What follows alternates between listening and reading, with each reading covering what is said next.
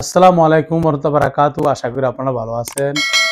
আজকে যে টপিকটা আমি নিয়ে আসলাম এটা অতি গুরুত্বপূর্ণ, খুবই জরুরি।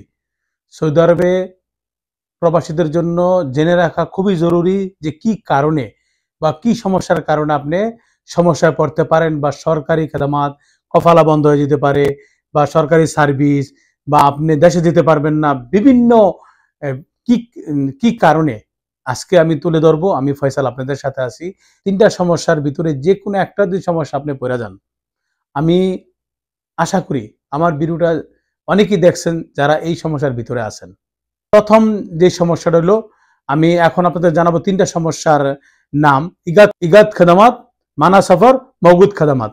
এই ৩টা সমস্যার যে কোনো একটা যদি আপনার সৌদি আরবে থাকে তাহলে কিন্তু আপনি ইকামা হবে না, দেশে যেতে পারবেন না এবং সৌদি আরবের যে সরকারিভাবে যে সার্ভিসগুলি আছে সব কিছু আপনার জন্য বন্ধ হয়ে যাবে।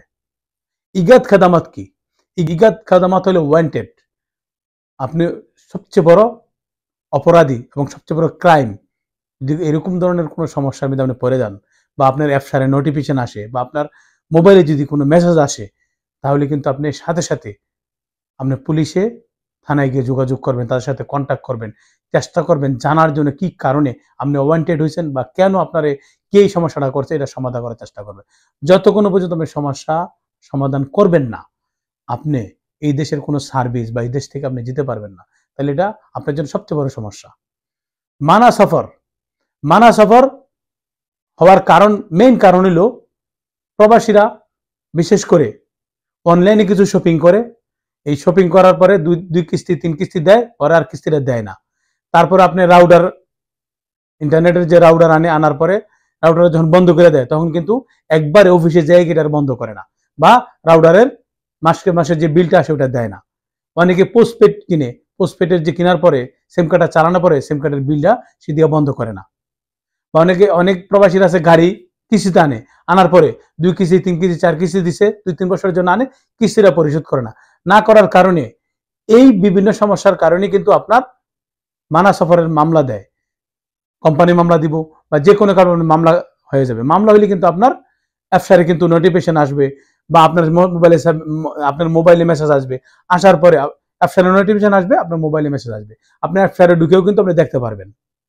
আপনি তখন কি করবেন, সাথে সাথে পুলিশের থানায় গিয়া কন্ট্যাক্ট করবেন। কন্ট্যাক্ট করার পরে দেখবেন যে যদি উকিল ধরতে উকিল ধরে এটা সমাধান করবেন। আর যদি দেখেন যে না এটা আপনার বিলটা দেওয়ার পরে আপনি এটা মামলাটা উঠে যাবে, তাহলে আপনি বিলটা দিয়ে দিবেন, মামলাটা উঠে যাবে, আপনি দেশে যেতে পারবেন, আপনি দেশের সরকারি সব কাজ করতে পারবেন। মওগুদ খেদামাত কিন্তু আপনার সাসপেন্ড। মওগুদ খেদামাত অর্থ সাসপেন্ড। সাসপেন্ড কিন্তু বিভিন্ন কারণে আসে।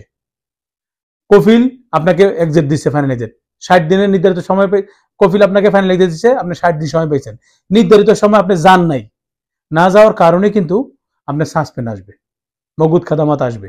দীর্ঘদিন আপনি সৌদি আরবে আছেন, আপনার একামা প্রথম করে দিচ্ছে, পরে আর একামা করেন নাই, একামা রেনু করেন নাই, বানান নাই, আপনি ৭-৮ বছর হয়েছেন, ৪ বছর হয়েছেন, তখন আপনার কিন্তু তখন সাসপেন্ড দেখাবে, মওগুদ খাদামাত দেখাবে। বা কফিলের যদি কোনো লাইসেন্স বন্ধ থাকে তাও মওগুদ খাদামাত দেখাবে। এইগুলি যদি দেখায় তাহলে কিন্তু আপনি সৌদি আরবে কফালা হতে পারবেন না, প্লাস সৌদি আরবের কোনো সরকারি সার্ভিস আপনি নিতে পারবেন না, বৈধভাবে টাকা পয়সা পাঠাতে পারবেন না। তবে মওগুদ খাদামাত আসলে আপনি কফিলের সাথে যোগাযোগ করেন, তাহলে কফিল যদি ইচ্ছা করে তাহলে কিন্তু এটা সমাধান করা যায়। এই ৩টার ভিতরে যে কোনো একটা কিন্তু সমস্যা পড়েন, অতি দ্রুত আপনি সমাধান করেন। না হলে কিন্তু আপনার কফালা, দেশে যাওয়া বা এই দেশের কোনো বৈধ কোনো কাজ আপনি করতে পারবেন না। তাহলে কিন্তু আপনার ভবিষ্যতে কিন্তু আপনার জন্য সমস্যা আরো বাড়বে। তো যারাই এই সমস্যার ভিতরে পড়বেন, প্লিজ আমার অনুরোধ থাকবে এটা সমাধান করার চেষ্টা করবেন, খুব দ্রুত গিয়া, দেরি করবেন না। আর আমার অনুরোধ থাকবে আরেকটা, যে আমার ভিডিওটা দেখে প্লিজ শেয়ার করে দিয়ে অন্যকে দেখার সুযোগ করে দিবেন। এমন অনেক ভাই আছে যারা এই সমস্যার ভিতরে আছে, কিভাবে সমাধান করব সে হয়তো জানে না। শেয়ার করে দিলে আপনার এই শেয়ারে এই লোকের উপকার হবে। আজকে এই পর্যন্তই, দেখা হবে ভিডিওতে। খুদা হাফেজ।